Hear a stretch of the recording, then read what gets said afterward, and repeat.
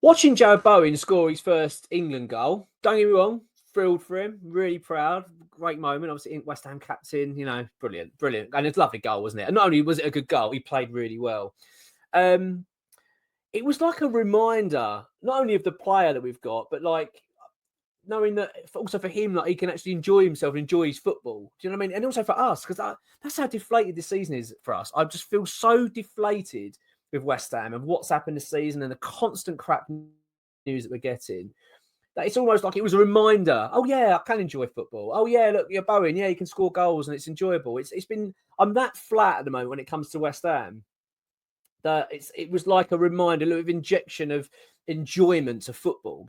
Oh yeah, look, I actually enjoyed watching a game of football. It's been a while, so as I say, really proud for Bowen. But I'll tell you what, it was one of those. It made me realise just because England played so well, and especially not saying the whole game was amazing, but it did play well towards the end. Obviously, 5-0 win. It was very comfortable, wasn't it? In the end, just the reminder of enjoying football, but also like why can't we be like that? And what's gone wrong for West Ham this season? Why is it going so wrong? And I know it's just I've got it in context. England playing Ireland in a Nations League kind of thing. I do understand it's not Brazil in the World Cup final, but you get my point. And it must have been for Bowen just a joy to the pressure off, not to worry about the pressures of West Ham, and he can just go out and play his football.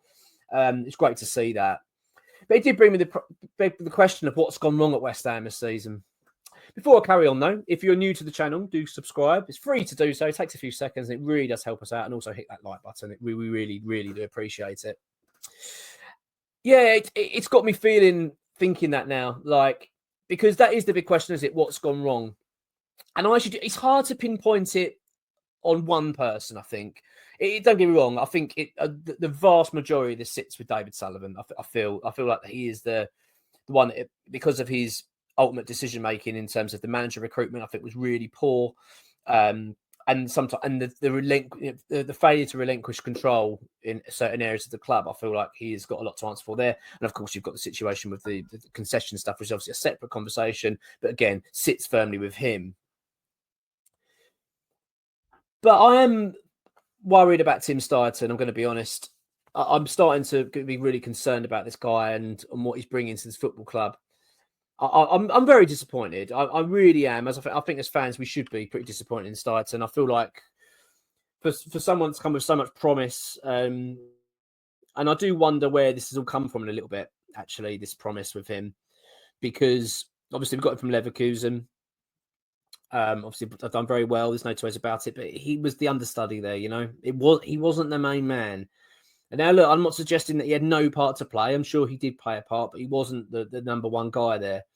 I'm knocking West Ham for recruiting him, right? But I'm starting to get the feeling with Tim Steidten whether he controls quite a lot of the media narrative. And I wonder whether a lot of the hype comes from that. Because you'll notice as well, since he's been at West Ham, the media cogs turn quite a lot in his favour a lot of the time. Certainly Lopetegui's felt that. David Moyes has certainly felt that.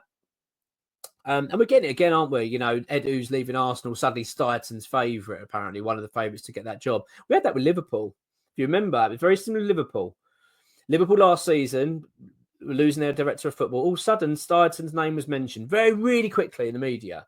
It was like he was one of the players. And he came out and spoke about it. He was all, flattered and he was a bit excited by the idea. I think he was quite happy to basically what he was saying is I'm happy at West Ham at the moment. I've got my job to do, really happy at West Ham, but very flattered with Liverpool. And I remember at the time thinking, I really like that. You know what I mean? If you just got here, and I don't really want you commenting on other jobs. You shouldn't really be commenting on it, maybe. Don't even mention it. Or two, if you are asked about it, just say, I'm not even interested. I'm happy at West Ham. It's like, whatever. But the fact he was, it's really flattered. I'm really flattered to be linked with Liverpool. I didn't like it. I didn't take too much notice of it, but I didn't like it. I thought, well, that's not really what I want to be hearing from our so-called, director of football was going to be leading the club for the foreseeable. I thought, well, that's not ideal. We had it certainly a lot with David Moyes. I felt like Steidten was very much involved in the situation with David Moyes. We know he was. We know they didn't get on. We know that Steidten was... Well, let's be honest. At the time, we saw it as a David Moyes issue. David Moyes is so stubborn. He doesn't want Tim Steidten around. And basically, Steidten was banned from the latter part of last season, was banned from the training ground and the dressing room at Matchgate. Moyes didn't want him anywhere near the team. He got sick and tired of him, basically. Now, at the time, possibly naively, was kind of putting that on Moyes, saying, well, he's the issue. Starton's, it was always felt like Moyes was actually getting battered, and I'll join in on it. I was certainly one saying, it's a bad situation. More, it's becoming toxic with him and Starton's falling out. But I was more in favour of Starton. I thought, Starton's trying to come in with this new approach, and Moyes is just too old school. He's just resisting it. But we're seeing a different side to it now. We can't lean on that anymore. Moyes is now gone. Starton got his way. He wanted Moyes out. He wanted to bring in a head coach. Look, I'm not suggesting he got the head coach he wanted. I'm certainly not saying that. That we know where he came from. He came from David Sullivan, and it was a disastrous appointment. I'm standing by that. So I really am not. Don't think I'm kicking Starton here with that. That's certainly with David Sullivan. But we're seeing a pattern emerging, aren't we? Here, he's now falling out with Lopetegui. Now, what's Lopetegui gone? We've had all these press releases again. As I was saying earlier about they seem to favour Starton and get support from him, like the hype coming to West Ham, like the flattering going to Liverpool. And now we're getting it now with Lopetegui, where he's getting a lot of these, other managers getting linked. It's all coming from sort of people that, is it Plattenberg, the journalist, Sky Sports Germany journalist, as we know, he's got big connections with Starton. And at the time I reported it, I felt it was unfair. It's just throwing Lopetegui under the bus, regardless of what you think of Lopetegui and if he's crap. And I'm not impressed with him whatsoever. But he doesn't deserve that. You know what I mean? Your director of football should be standing with you, and it just isn't a good look. And I feel like, and then obviously, of course, now as well, we've now got Starton suddenly being his favourite now for the Arsenal job since Edu left. And again, it's coming from the same sources. It's linking it. And I don't buy it now. I actually don't buy it. And let's be honest, are Arsenal honestly looking at West Ham's recruitment this summer and seeing where we are in the league and seeing how this team are performing, the fact that a striker wants to leave, the midfielder has had enough, and we've got Edson Alvarez wants out. I mean, there's 3 key players, big players effectively at the club, senior players that want to leave, that are under his, under his umbrella. Now, I do want to make it very clear again, because people will jump on me regarding Rodriguez. Hang on a minute, he was the Lopetegui signing. Yeah, agreed. But Starton's director of football. He's responsible for player recruitment, regardless of who suggests him. He's overseeing it. Do you know what I mean? If you've got head of recruitment at a company and you go, oh, by the way, I know someone that's really good for that job. Here's their CV, and I'd like them to, I think they should be good. If they go and appoint them, they can't go, well, he told me. You know what I mean? And ultimately, he's responsible for it. And you've got to question this data and analytics we do at the club now, with this new modern system under Starton. He's got these people that work on want to get the right types of player in. Well, the types of player have been crap.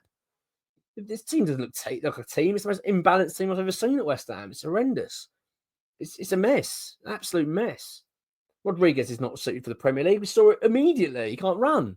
He's a good player. I'm not knocking him. I'm not knocking him, but he's not suited for the Premier League. Well, we should know that then. Fulkrug, it's just an absolute joke. But there's a pattern emerging with Starton. It's not a good one. It's not nice. It's there's an arrogance to it. I don't like this, and it doesn't feel like he's here for the long term. Do you know what I mean? This constant flirting with other clubs and being linked to it. I don't believe big clubs are interested anyway. I'd be really surprised if Arsenal want Starton. As I said in the previous video, they can have him, but I'm not buying it. And I don't like the pattern we're seeing here. We saw it with David Moyes. We're seeing it with Lopetegui. He's on attack mode, going out to get these guys, these managers. All right, as I've said, I know he's not his choice, but can he be trusted?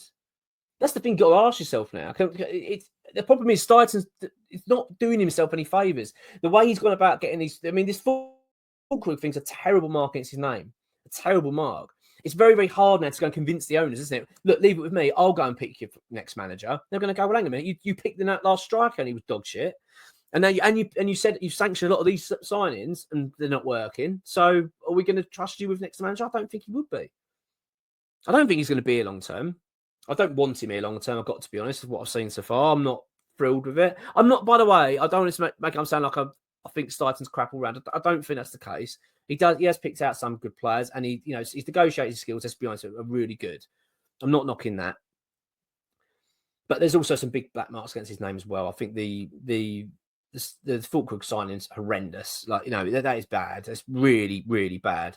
But there's a few players this guy's brought in and have not worked. Do you know what I mean? And it doesn't look good for him. It's not a good look at all, whatsoever. So you kind of wonder what's going on with West Ham, where it's all going wrong. We've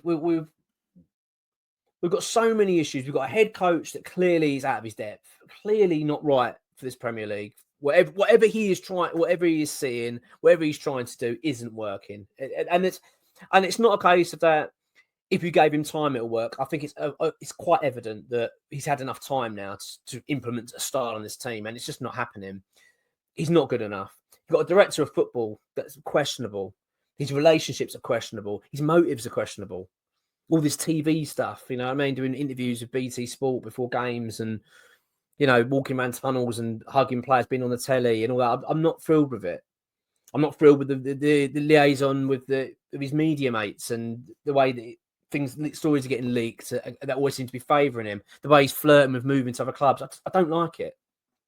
And then you've got an owner that's just so hell-bent and running a club in a bad way. It just has been ever since he walked through the door. You know, he's so stubborn and stuck in his ways, and he's just so power mad, isn't he? That we never seems to relinquish any control. And every time we feel like we're getting a little bit a step closer to that happening, that he's going to start stepping back, it's another knock. And I just feel like this summer, it's just all we're going to get now after what we've just experienced in the summer and what we're experiencing today.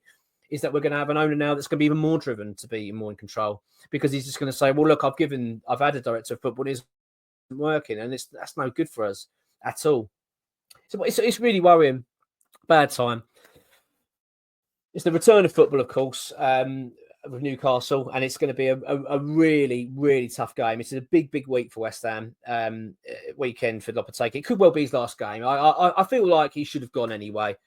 I feel like West Ham have naively, once again, because of the incompetence that we have of our football club, they've not taken the advantage that they could have taken, which would have been to replace Lopetegui during the 2-week international break. We could have had a new guy in charge. We could have had Terzic in. I think he's considered the favourite, and he could have been here now we've been in his second week now, you know, gearing us up for the Newcastle game. We've had the new manager bounce. Everyone would have been having a bit of a lift, and West Ham have really missed a trick here, really have.